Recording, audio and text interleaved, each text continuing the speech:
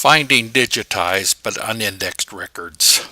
For many years, FamilySearch has been digitizing or making high-quality digital photographs of the microfilm collection. They no longer send out microfilms on rental, and the microfilm readers have now become basically obsolete. The goal now is to index all those microfilm holdings, plus the newer films that have also become in over the last 10 years and will continue to come in, because there's over 300 teams in the field constantly filming new records, and as fast as those permissions can be gained from the record custodians and the indexing completed, make them available as indexed records. At the moment, availability of indexers seems to be the biggest delay in the system. So with microfilm no longer available, how do we see those records that have not yet been indexed?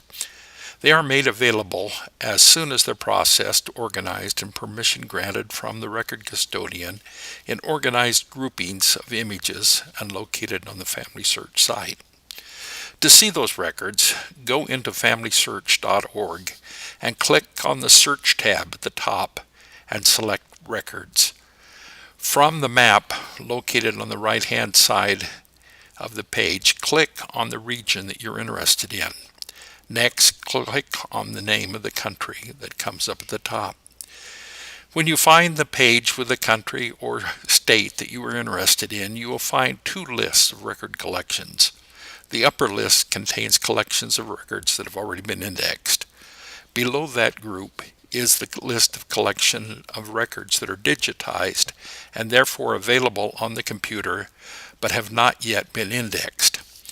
Clicking on one of the listed collections brings up a series of details about the collection, including a number indicating how many images are in the collection. Often you will see that there are millions of images in the collection. Click on that number to start the process.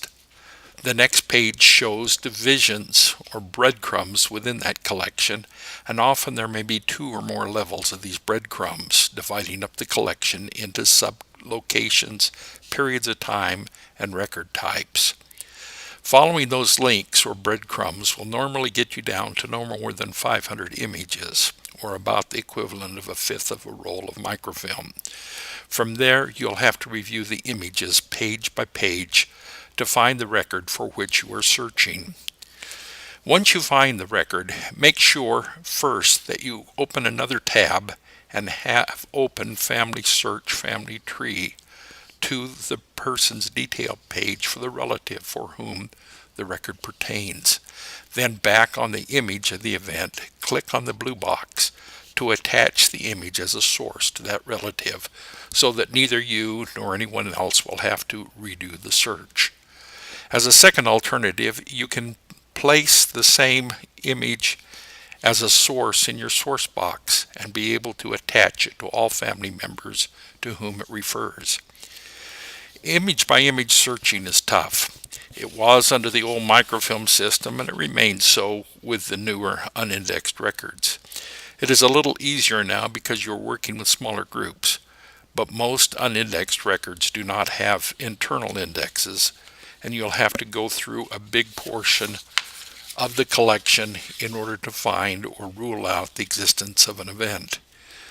You have to know before beginning the search the small geographical area that your relative came from and the time frame in which the event should have occurred.